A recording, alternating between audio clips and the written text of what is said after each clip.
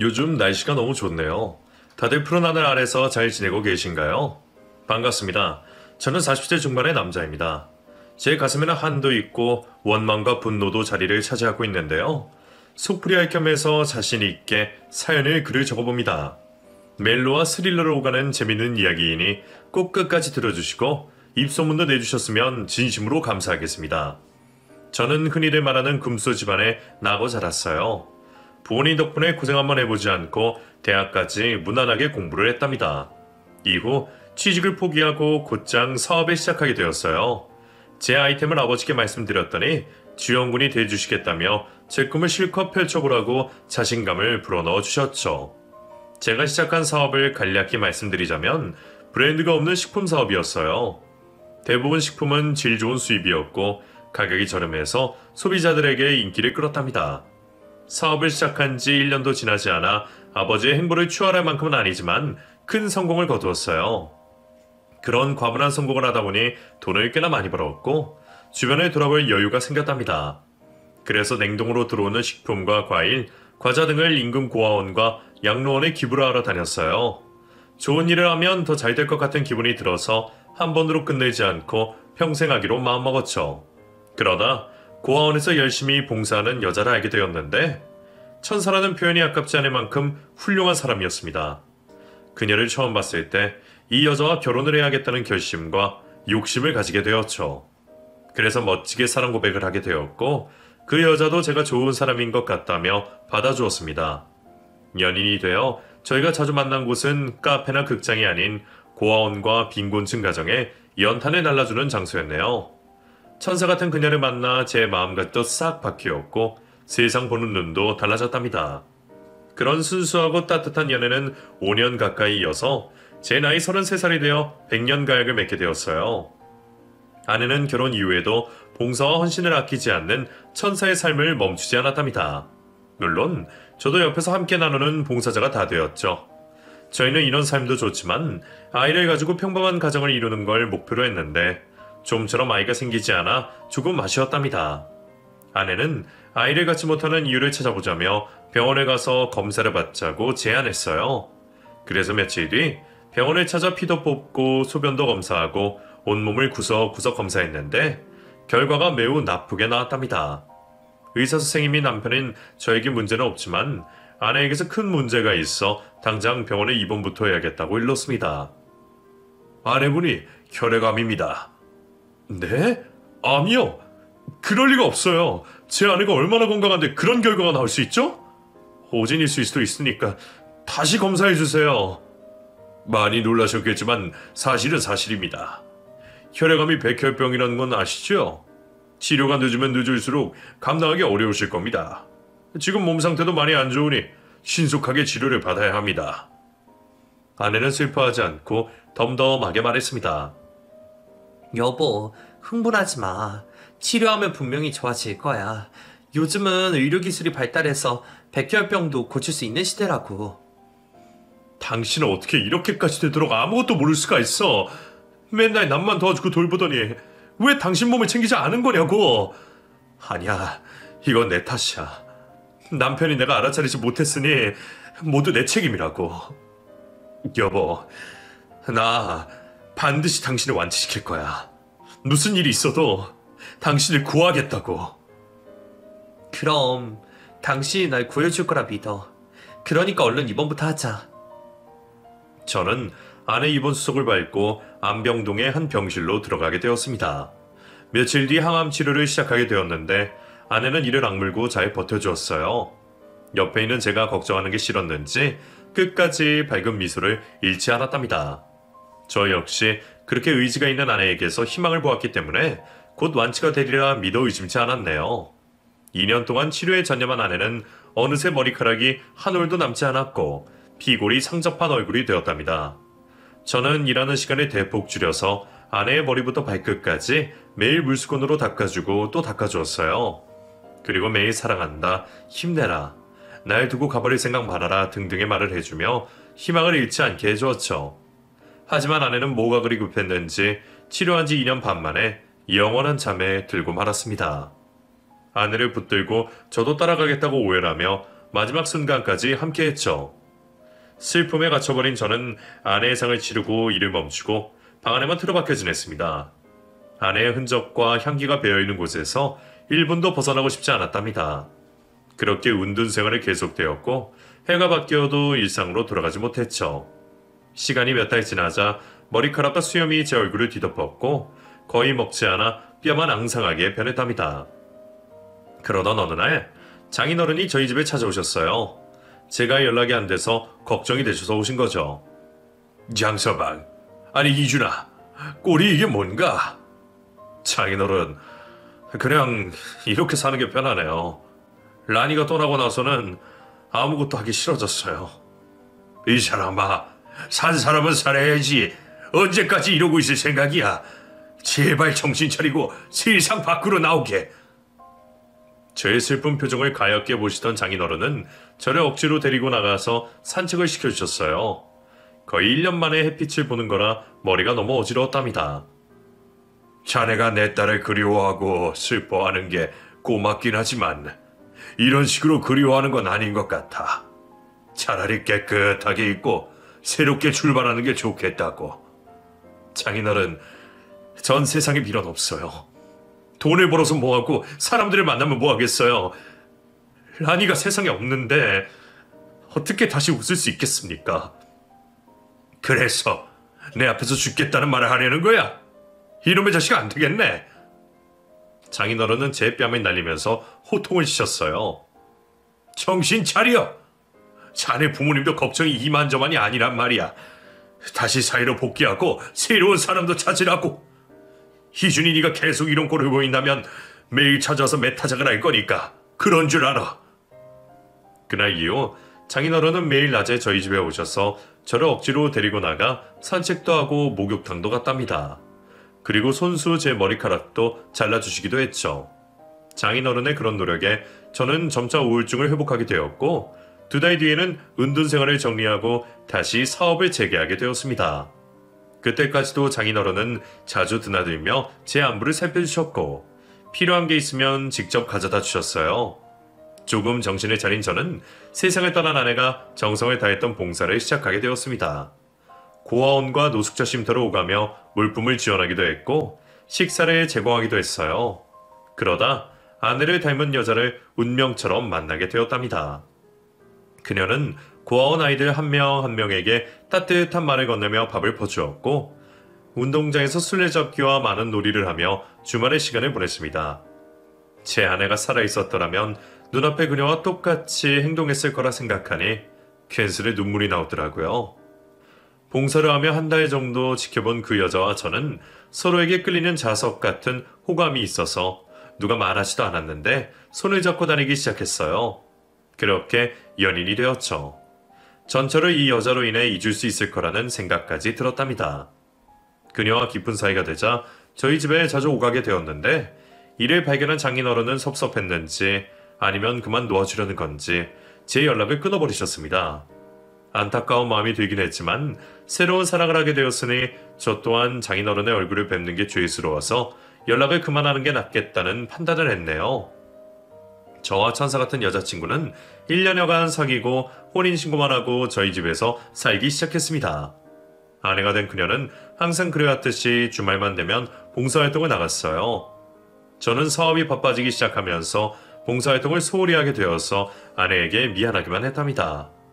그렇게 착하디 착한 아내에게 이상한 소문이 돌았답니다. 제가 음식물 쓰레기를 버리러 갔는데 아주머니 셋이서 803호 여자가 어쩌네 저쩌네 하며 욕을 하시더라고요. 저희 아파트는 한 동밖에 없어서 제 아내 이야기가 분명했답니다. 803호 미친 여자가 분리수거도 안 하고 봉투를 휙 하고 버리고 가더라.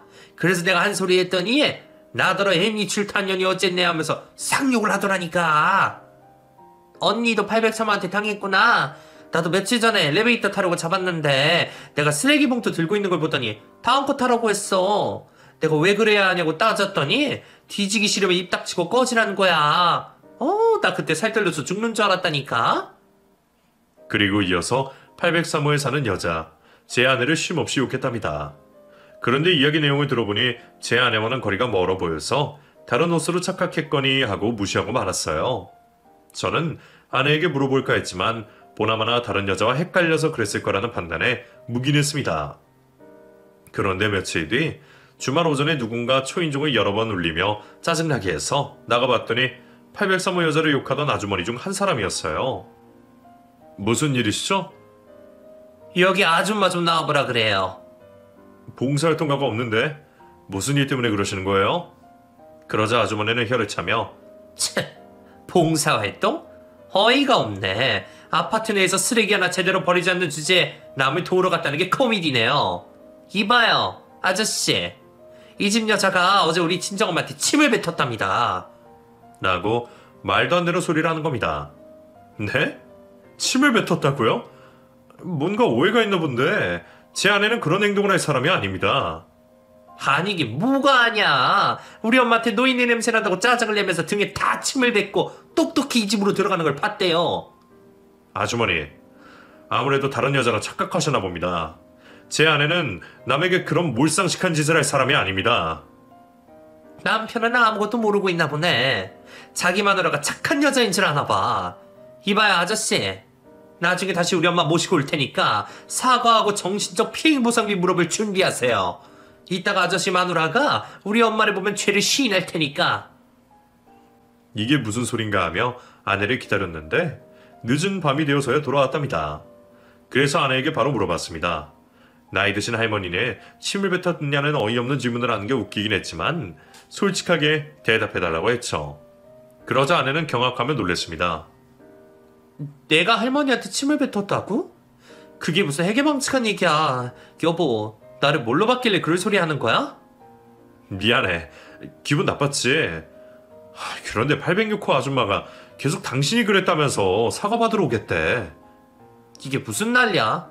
이 아파트에 나랑 닮은 여자가 있는 건가? 나도 그렇게 생각했는데 그 몰상식한 여자가 우리 집으로 들어가는 걸 할머니가 똑똑히 봤다고 했어. 아무래도 오해를 풀어야 할 것 같아. 그치? 그럼 당연하지. 내가 하지도 않은 짓 때문에 괜히 욕먹기 싫어. 난 하늘을 우러러 부끄러운 점이 하나도 없다고. 알지. 나도 당신을 믿어. 이따가 다시 온다고 했는데 왜 아직 안 오지? 하여튼 꼭 오해를 풀고 넘어가자. 그렇게 30분의 시간이 지나자 806호 아주머니와 허리가 굽은 백발의 할머니가 찾아왔습니다. 할머니는 제 아내의 얼굴을 보자마자 지팡이로 다리를 때리셨습니다. 인연이 맞아. 나한테 굼뜨기 걷지 말고 옆으로 꺼지라고 막말을 했지. 게다가 내 등에 가래침까지 뱉었다고. 네? 할머니, 무슨 말씀이세요? 제가 그런 짓을 했을 리가 없어요. 다른 집 여자랑 헷갈리신 것 같아요. 인연이 어디서 오리 말이야? 분명 인연인걸 내 눈으로 똑똑히 봤다고. 아내는 한참 동안 억울함을 호소했습니다. 결국 보다 못한 제가 나서서 소리쳤습니다. 이게 뭐 하시는 겁니까? 괜히 엄한 사람 잡아 의심하는 것도 모자라서 욕짓거리까지 하는 거예요? 할머니랑 아줌마한테 이런 해명할 필요도 못 느끼니까 당장 돌아가세요. 어머머, 끝까지 안 믿네. 아저씨, 당신 마누라가 얼마나 무서운 년인지 아직 모르나 본데 조심하는 게 좋을 거야. 오늘은 실컷 욕이라도 했으니까 이만 돌아가는데 다음에 또 이런 일이 생기면 경찰을 불러서 개망신 줄 거라고.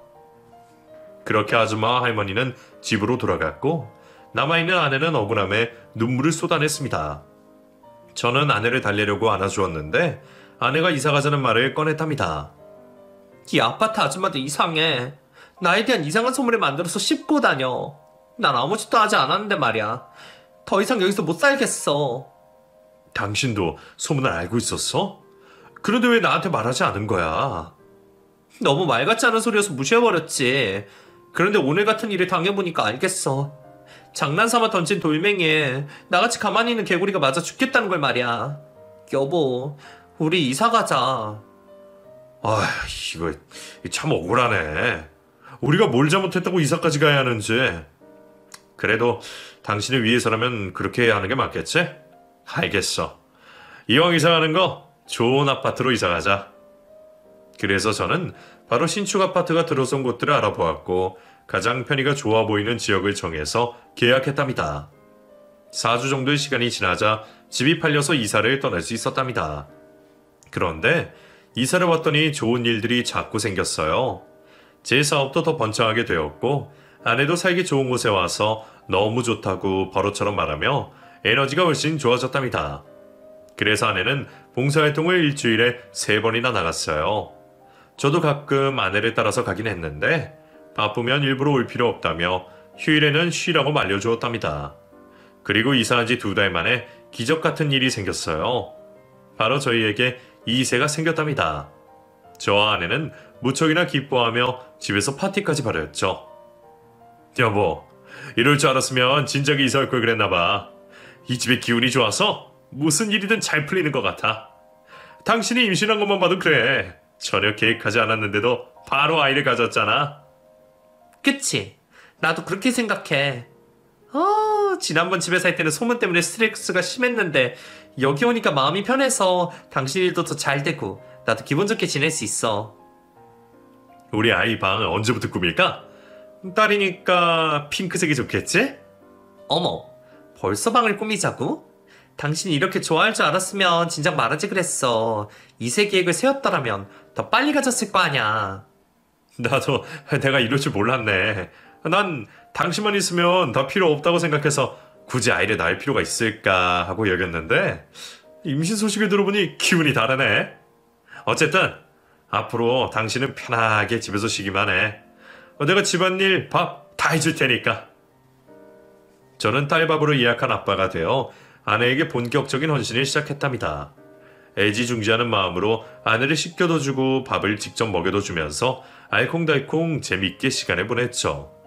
그렇게 10달의 시간이 빠르게 지나서 출산을 위해 산부인과로 향했답니다. 다행히 진통시간은 짧았고 건강한 딸이 태어났습니다. 아내도 무사해서 더할 나이가 없었죠.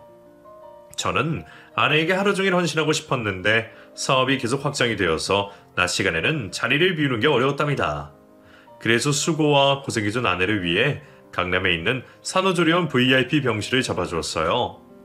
가격이 비싸긴 했지만 아내에게 그 정도는 아무것도 아니었습니다. 저는 매일 늦은 시간에 찾아가서 아내와 몇 마디 대화를 나누는 게 전부였어요. 피곤함에 찌든 아내가 모유 수유를 하면 바로 잠이 들어서 자는 모습만 쭉 보다가 나왔답니다. 그 사이 딸아이가 잠에 들지 못하면 제가 안아주고 흔들어주며 배시시 웃게 해주었어요. 딸아이는 아내를 쏙 빼닮아서 제 얼굴은 거의 보이지 않았답니다. 예쁜 아내를 닮았으니 천만다행이라는 생각을 했죠. 그렇게 며칠 내내 밤에만 아내와 딸아이를 보다가 마침내 남편 노릇과 아빠 노릇을 할 기회가 생겼답니다. 사업차 투자자 하나와 미팅을 하고 식사를 대접하게 되었는데 일을 마치고 나니 시간이 오후 2시밖에 되지 않았더라고요. 아내가 입원해 있는 산후조리원이 가깝기까지 해서 찬스가 찾아왔다고 생각했죠. 조리원 건물까지 20분밖에 걸리지 않았고 어느새 아내와 딸이 있는 VIP 룸에 다다랐어요. 그런데 아내의 목소리가 바깥 복도까지 흘러나왔는데 격양되고 화가 잔뜩 난 음성이라 바로 들어가지 못했답니다. 니 늙은 노인네 새끼야. 내가 보통 입원자야? 여기가 어디니? VIP룸 아냐. 고객이 시키면 제깍제깍 움직여야 되는 게 기본이잖아. 어제도 포도 사오랬더니 멍청하게 거봉을 사온 것도 모자라. 오늘은 오렌지를 귤로 사오냐 등신아? 당장 나가서 오렌지 구해와. 산모님, 죄송하지만 과일 가게를 아무리 뒤져봐도 오렌지가 없어요. 저 멀리 마트까지 나가야만 사올 수 있다고요. 그런데 제가 이 조리원의 경비라서 오래 자리를 비우지 못합니다. 잘못했다간 잘릴지도 모른다고요. 그건 신내라는 네 사정이고 당장 나가서 오렌지를 구해오든지 무릎 꿇고 빌든지 알아서 해. 저는 믿을 수 없는 상황에 병실문을 살짝 열어서 상황을 지켜봤습니다. 아내는 처음 보는 사람처럼 인상을 잔뜩 찌푸리고 있었고 경비로 보이는 남자는 무릎을 꿇고 용서를 빌었습니다. 산모님, 죄송합니다. 제가 큰 도움이 되어드리지 못해 진심으로 죄송해요. 이 새끼가 어디서 구라를 쳐? 너 심부름하기 귀찮아서 괜히 연기하는 거지? 야, 얼굴 들어봐봐. 이 늙어빠진 너 면상 봐라. 침뱉기 딱 좋게 생겼네. 그리고 경비의 얼굴에 가래침을 퇴 하고 뱉었습니다. 저는 아내의 다른 모습에 경악하고 말았어요. 생각해보니 이사 오기 전 아파트 아주머니들이 했던 말들이 떠올랐답니다. 그들은 마녀 사냥을 한 게 아니라 진실을 말했다는 걸 그제야 깨달았죠. 아내는 이어서 경비의 머리채를 잡고 따귀를 날렸어요. 그때 경비가 문 쪽으로 쓰러지며 제 눈에 얼굴을 보였습니다. 저는 더 이상 참지 못하고 VIP룸의 문을 박차고 들어갔어요. 아내를 향해 성큼성큼 걸어가 머리채를 휘어잡고 말했습니다. 당신 이게 뭐하는 짓이야? 어른한테 이따위로 행동하다니 믿을 수가 없어. 여보, 왜 그래? 이거 좀 놔줘. 나 산모야. 내 머리 왜 자꾸 날려? 방금 네가 여기 계신 어른한테 막말하고 침 뱉고 따기 날리는 것까지 다 봤어. 네가 그러고도 사람이라고 할 수 있어? 지금까지 날 속여온 거지? 도대체 너는 어떤 여자야? 본 모습이 뭐가 맞느냐고? 그러자 아내는 변명이나 해명 대신 버럭 화를 내더군요. 야, 사람이 실수를 했으면 욕도 먹고 따기도 맞을 수 있는 거지. 별일도 아닌 거 가지고 왜 지랄이야. 내가 VIP 고객이면 그에 합당한 대우를 받아야 되는 거 아니야? 그런데 이 노인네는 시키는 것도 제대로 못하고 매번 어리버리됐다고. 그래서 교육 좀 시켰다? 너 진짜 무서운 애구나. 그동안 날 속이느라 애 좀 썼겠다. 이런 악마 같은 얼굴을 감추고 살았으니 말이야. 그래, 내가 쇼 좀 했다. 그래서 뭐? 어차피 애 새끼까지 살릴 줄 않았는데 이혼이라도 할 셈이야? 이혼하고 싶으면 위자료로 당신 재산 30% 내놓고 꺼져. 뭐? 이제 보니 완전 계획적이었네. 처음부터 내 재산을 노리고 접근한 거냐? 고아원에서 봉사활동 했던 거, 이런 것도 다 모두 쇼했던 거야? 아이, 진짜 말 맞네. 그래, 당연하지. 고아원 직원 중에 아는 언니가 있어서 당신 이야기를 좀 들었거든. 돈 많은 부자에다 마누라를 사별해서 꼬시기 쉬울 거라고 하더라. 그래서 팔자 한번 고쳐볼까 해서 착한 여자 코스프레 좀 해봤어. 어쨌든 당신 표정을 보아하니 많이 실망한 모양이었는데 나도 당신이랑 오래 살고 싶은 마음 없었어. 깔끔하게 위자료 주고 이혼해. 아내는 태어난 딸을 저더러 키우라는 말까지 덧붙이며 상상 그 이상으로 내겐 아님을 증명해 주었습니다. 오만정이 떨어진 저는 그래, 그렇게 하는 게 낫겠다. 너 같은 여자랑 결혼 생활을 계속하느니 헤어지는 게 100번 낫겠어. 이혼서를 준비해서 다시 오도록 하지. 라고 말해 남기고 무릎 꿇고 있는 경비 아저씨이자 세상을 떠난 전처의 아버지를 모시고 조리원에서 나왔답니다. 작은 카페에 모시고 가서 어떻게 지냈는지 안부를 물었고 제 아내가 한 행동에 대해서 깊이 사과를 드렸어요. 장인어른, 오랜만에 뵙는데 이런 일이 벌어지게 해서 진심으로 죄송합니다. 제 아내가 조리원에 있는 동안 장인어른을 많이 힘들게 했나요? 비준아, 네가 여자를 만나는 걸 알고 연락을 끊었는데 내가 잘못한 것 같구나. 어떤 여자인지 봐주고 떠났어야 했는데. 면목 없습니다. 저도 부끄럽게 생각하고 있어요. 지금으로선 이혼하고 딸아이를 홀로 키우는 게 맞는 것 같습니다. 저런 여자한테는 하루도 제 딸을 맡길 수 없어요. 그러자 장인어른이 긴 한숨을 바닥에 닿을 정도로 크게 내쉬셨습니다. 희준아, 아무래도 네가 사기를 당한 것 같다. 네가 오지 않는 낮 시간에 네 처에게 다른 손님이 쭉 찾아왔었어. 경비인 내가 돌아다니다가 우연히 알게 되었는데 그 손님과 네 처가 불륜 사이로 보이더구나. 그런데 그냥 일반적인 불륜이 아니라 너에 대한 이야기를 나눴어. 네? 그게 무슨 말씀이세요? 처음부터 계획적으로 접근한 건 너도 들어서 알겠지만 그 모든 계획이 그 남자 짜고 한 짓이라고. 도통 무슨 말인지 이해가 되지 않았습니다. 상간남이 있다는 게 크게 놀라운 일은 아니었지만 상간남이 저에게 자기 여자를 보냈다는 게 무척이나 이상했습니다. 세상 천지에 자기 여자를 다른 여자에게 결혼시키는 애인이 있는 게 이해되지 않았으니까요. 하지만 장인어른은 두 사람이 한 대화를 자세히 설명해 주었고 제가 생각했던 것보다 더 큰 위기에 처했다는 걸 알게 되었답니다. 그래서 전 이혼 변호사를 찾아가 제 사정을 알리고 혼인 무효소송을 하기로 결정했어요. 장인어른의 말씀을 바탕으로 모든 진실을 밝히기로 결심했답니다. 일주일 뒤 소장을 들고 퇴원하려는 아내를 찾아갔어요. 이제 저희 집에서 함께 살 게 아니었으니 소장을 전해줄 방법이 직접 주는 거 말고 떠오르지 않았답니다. 이윽고 조리원의 문을 열고 들어갔더니 아내는 상간남으로 보이는 남자와 짐을 꾸리고 있었어요. 호랑이도 제 말하면 온다더니 이혼 서류 가지고 왔어? 양육권 넘겨줄 테니까 온 김에 애기 데려가라. 무슨 소리야 그게? 내 애기가 아닌데 왜 내가 키우네? 이거 보고 말해라. 제가 던진 건 유전자 검사지였습니다. 장인어른과 제가 제외한 날 작전을 짰었거든요. 이게 시작이었어요. 봐봐. 네가 낳은 딸은 내 자식이 아니야. 나랑 결혼 생활하면서 바람을 줄곧 피워왔나 보지? 상대가 이 남자야? 아니면 또 다른 상간남이 있는 건가? 이게 뭐야? 나 몰래 유전자 검사를 했어? 이 치졸한 놈. 그러니까 위자료 따위는 기대하지 마. 왜? 바람 피운 걸 비밀로 소송이라도 하려고? 그러지 않는 게 좋을 텐데. 내가 당신 회사에 찾아가 저 자식 버린 쓰레기라고 소문내서 망하게 해줄 수도 있어. 겨우 유전자 검사지 한 장 들고 와서 날 이겨먹겠다니.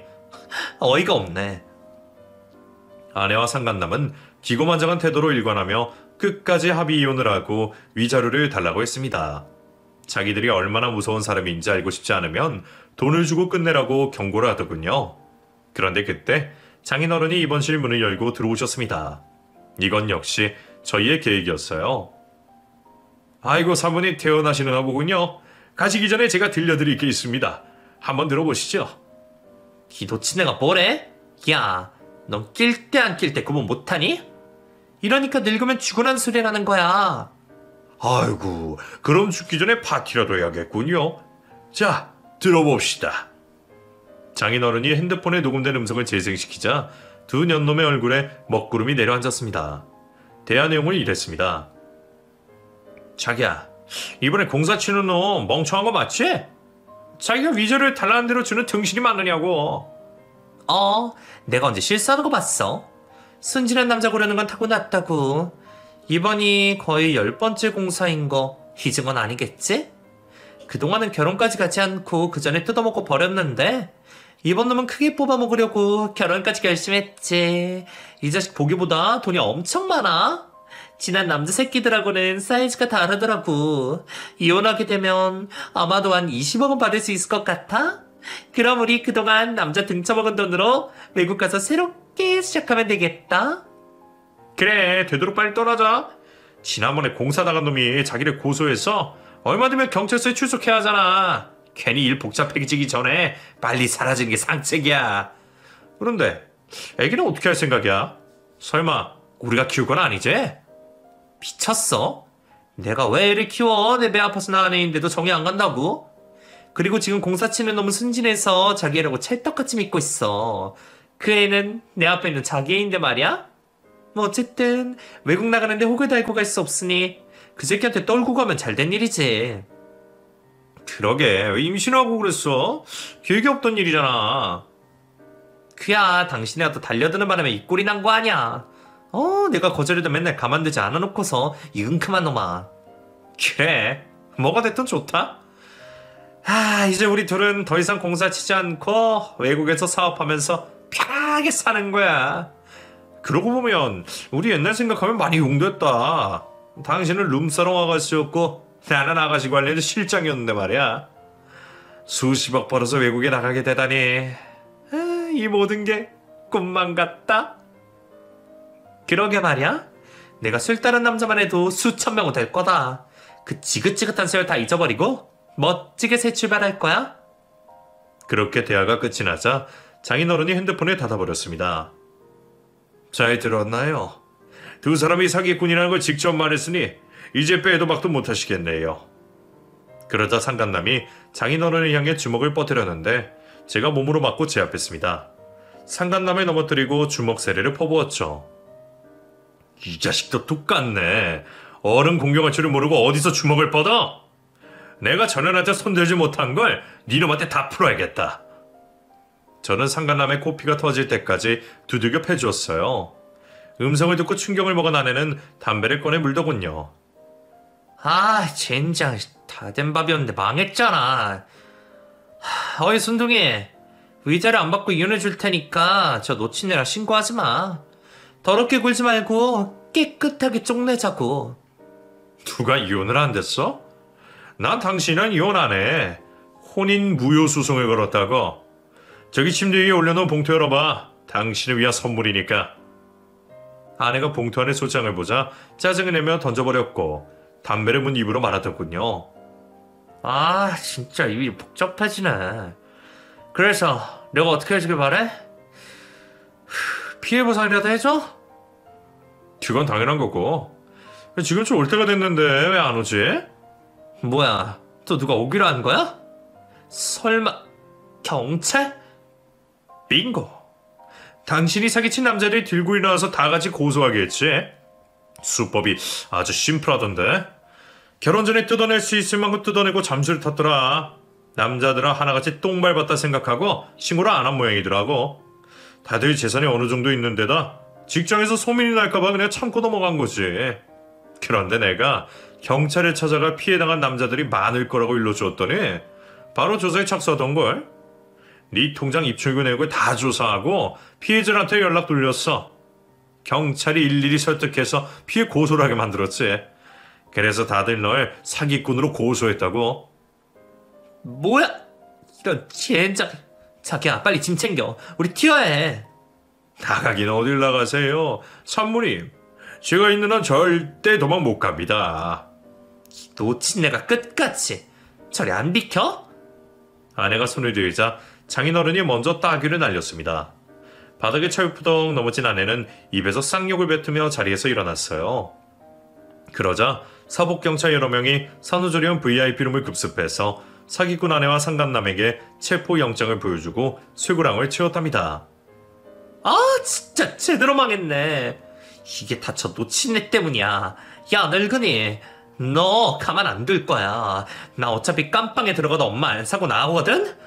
내가 감옥에서 나오는 날이 네 재산날인 줄 알아라. 아이고 무서워라. 얼마든지 찾아오세요 산모님. 그런데 제가 듣기로 감옥에서 푹 썩어야 한다고 들었는데 어쩌죠? 이 새끼가 끝까지 조롱하네. 너 이리 와봐. 일로 오라고 새끼야. 이를 듣다 못한 형사 하나가 아내의 머리를 쥐어 박았습니다. 결국 두 년놈은 경찰서로 끌려가게 되었고 그동안 남자들 등쳐먹은 돈을 도로 토해내야 했답니다. 다행히 외국에 가서 쓰려고 아껴두었기 때문에 피해자들에게 돈을 돌려줄 수 있었어요. 그리고 딸아이는 입양 절차를 받게 되었습니다. 제가 키우고 싶은 마음이 조금 있긴 했지만 사기꾼의 딸을 키우는 건 도저히 용납이 되지 않아 입양 서류에 사인을 하고 말았죠. 모든 일이 끝이 나자 장인어른과 저는 모처럼 단둘이 소주를 마셨어요. 시주리 전에 큰일 날 뻔했어. 사기꾼의 올가미에 걸려서 재산을 잃을 뻔했다고. 요즘 여자들이 얼마나 무서운지원. 이게 다 장인어른 덕분이죠. 저한테 유전자 검사부터 해보라는 조언을 해주신 게 신의 한 수였다니까요. 그리고 상간남이랑 대화하는 걸 녹음해 주셔서 수사에 큰 도움이 됐잖아요. 저는 그녀이 싸가지 없는 년인 줄로 말았지. 이렇게 무시무시한 년일 거라고는 꿈에도 몰랐다니까요. 어쨌든 혼인무효도 받아들여졌으니 다시 싱글이 되었구만. 앞으로 어떻게 살 계획인가? 그냥 일이나 열심히 하려고요. 장인어른도 자주 뵙고요. 이제는 다시 연락 끊고 떠나지 마세요. 그럼 제가 지구 끝까지 쫓아갈 겁니다. 알겠네. 나도 그때는 어리석은 결정을 했어. 이번에 절실하게 깨달았으니 절대 자네를 외면하지 않을 걸세.